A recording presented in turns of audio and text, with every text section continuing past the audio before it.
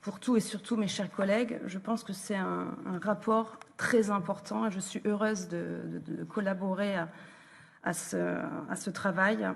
L'identité numérique. Évidemment, au départ, ce sera pour notre bien, ce sera plus facile pour pouvoir payer, pour pouvoir vérifier si quelqu'un est vacciné ou pour voter. Le vote, c'est précisé dans le texte de la Commission. On voit bien, le toboggan est bien en train d'être mis en place. On est donc à 2 doigts de la puce électronique sous la peau.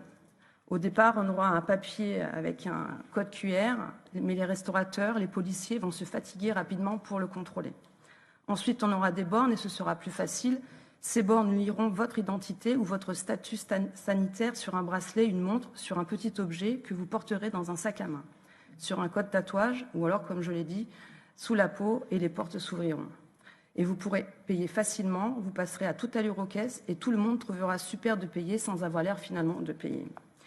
L'identité numérique, c'est un saut quantique et il n'y aura pas de retour en arrière possible, comme le pass sanitaire. Le marché des objets numériques connectés est considérable. Pour conforter la mise en place de l'identité numérique, on nous dit « on est déjà tracé par nos mobiles ». Non, le GPS, ce n'est pas assez précis, entre 1 et 10 mètres. On ne peut donc pas dire exactement qui on a rencontré et nous, ni où on est allé. Et surtout, le portable, on peut le laisser à la maison ou sinon l'éteindre.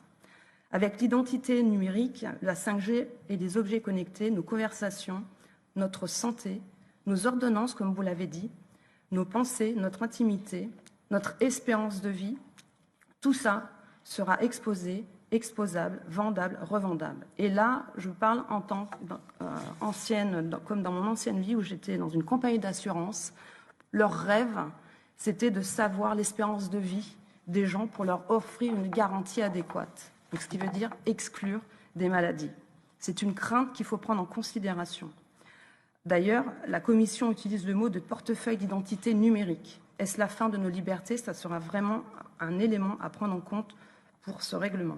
Va-t-on vers un capitalisme de contrôle? C'est aussi notre question. Ce lundi, une commissaire de Bruxelles a interdit à tous les fonctionnaires d'utiliser dans tous ses discours et publications le mot « mesdames et messieurs » pour ne pas exclure ni rendre les personnes intersexes invisibles.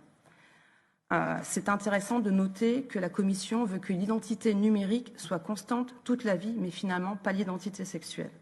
Donc pour nous, des questions sur lesquelles nous irons de l'avant, ce sera en termes de souveraineté.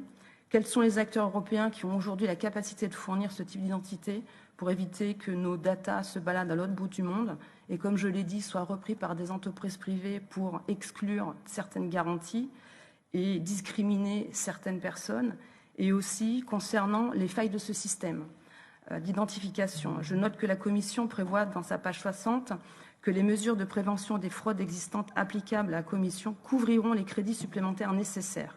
En clair, on sait déjà qu'il va y avoir des fraudes et les amendes financeront les postes de fonctionnaires nécessaires. Donc pour une question plus précise, parlons-nous des grandes fuites de données personnelles récentes. Je vous remercie.